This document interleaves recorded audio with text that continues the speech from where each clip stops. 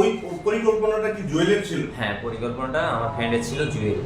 এবং অনেকদিন ধরে অনেকবার বলতে ওই বাসায় একটা ভাবি ছিল যে ওনার বাসায় কাজ করে, হ্যাঁ। তো ওনার সাথে আর কি আমার ফ্রেন্ডের ভালো পরিচয়, এর কাছ থেকে খুঁচায় খুঁচায় মনে হয় কিছু একটা তথ্য নিচে নেওয়ার পর আমার গেলির ভাবে জানাইছি। ভাবির নামটা আমি সঠিক বলতে পারবো না, আমার লগে সেভাবে কোনো কথাবার্তা নেই। পরিকল্পনা করছে ওই, পরে আমার জানাইছে এইভাবে কোথায় বসে কি রাস্তায় হাঁটতে হাঁটতে বলে এরকম করে বলার পর যাওয়া হয়েছে। এই পরিকল্পনা অনুযায়ী কি ওর বউকে বাড়িতে পাঠাই দেয় না? হ্যাঁ, এই পরিকল্পনা যে বাসায় আজকে পাঠিয়ে যেতেছি, আজকে নাই আজকে আসিস। আর ওই যে ওকে মানে 3 দিন মানে চেষ্টা করছো তোমরা, 3 দিন পর চেষ্টা করছো? কতদিন আগে চেষ্টা করছো? সেই এই ঘটনা 3 দিন আগে থেকে, এটা মারা যাওয়ার 3 দিন আগে থেকে 2 দিন চেষ্টা করতে ব্যর্থ হয়েছে। থার্ড দিন চেষ্টা করছি যে রড চতুর্দিকে লাগা, কেমনে যাওয়া যায়, সম্ভব না। পরে তাহলে ঠিক আছে, ওইদিকে যে পোকারটা আছে ওইটা মনে ভাঙা যাইব, তাহলে বললাম যে যার পাতি লাগে প্লাস যা কিছু লাগে সব লাগে। ছাদের থেকে ভাঙছো? ওইখানে গেছো কিভাবে? ওই রশি বাঁধে রশি দিয়ে ঝুলে গেছি। ঝুলে গেছো যে এসি যেভাবে লাগাই দাও। হ্যাঁ, ওই সিস্টেম। পরে রশি ঝুলানি ছিল না, ওই রশি পরে খুলে নিয়ে ওর ছাদে গেছি। পরে ওর বলছিলাম যে রশি মশি কি করবি, ফেলাই দেবি না, রাখবি, দেখ না লোকাইরা। পরে ওর যে আমি যা করার করবো। আর ও কি বলছিল যে তোমার একা স্বীকার করতে বলছে ধরা খেলে? হ্যাঁ, কি বলো তো কি বলছে? ও বলছিল যে যদি আমি ধরা খাই তাহলে আমি একাই স্বীকার করবো, আর যদি তুই ধরা খাস তাহলে তুই একাই স্বীকার করবি, অন্য আরেকজনের ফাঁসাইস না।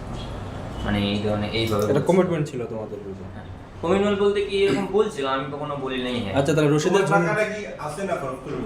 আমার টাকা তো খরচ হয় কিছু নাই, একদম 100-200 বাড়ি কম নাই। না, আমার এখন মানে এমন একটা অবস্থা চলার মতো নাই। আম্মুর কাছ থেকে নিয়ে আমি তারপরে বউরে মনে করেন যে মিরপুরে রাখছি না, ওই জায়গায় 6000 টাকা রুম ভাড়া দিছি, টাকা নিয়ে এসে টাকা ছিল দিয়ে দিছি। তুমি যে বিয়ে করছো তোমার আপা আম্মা জানে?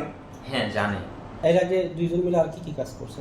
না, এর আগে আমি কোনো সময় কিছু করি নাই, কিন্তু মানে এটা ওর অনেক দিন থেকে প্ল্যান ছিল যে মানে করবে, টাকা পয়সা নাই, হ্যান ত্যান।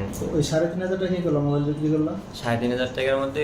ওদের টার্গেট ছিল যে ওরা বলছে যে একটা মানে একা থাকে, বড় চাকরি করে, অনেক টাকা পয়সা আছে, ওই লোকই করছিল।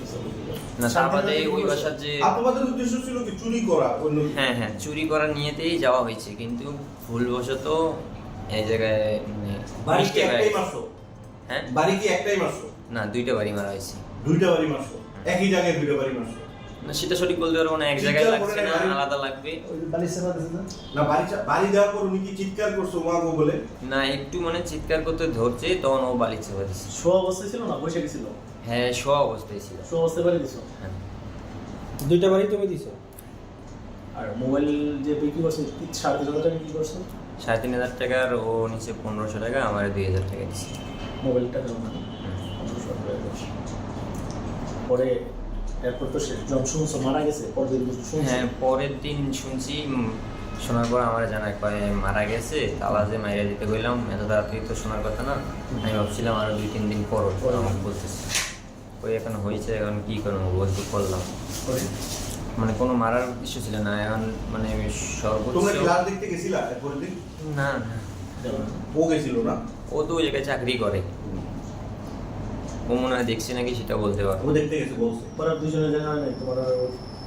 জুয়েলের তোমার দেখা হয় নাই? হ্যাঁ, তারপরে তো এই দেখা হয় মনে করেন যে 2 দিন 3 দিন বা 5 দিন। কিছু বলে না এটার বিষয়ে? কিছু বলে না এটার বিষয়ে বলতেছে কয় যা হবার হয়েছে, এটার ভিতরে কোনো মামলা হয় নাই, কোনো ঝামেলা হইব না, রিল্যাক্সে থাক, কোনো সমস্যা নাই।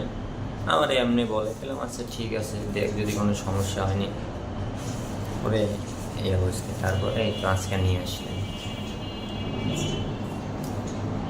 এটাই ফার্স্ট জীবনের উপর আর অনুরোধ করা হয় না? না, অপরাধ বলতে কোনো সময় চুরি, মানে হালকা পাতলা দেশ গ্রামে হাত নোংরা ছিলাম, হয়তো দুই একটা নিজের জিনিস নিতাম, এই এতটুকুই।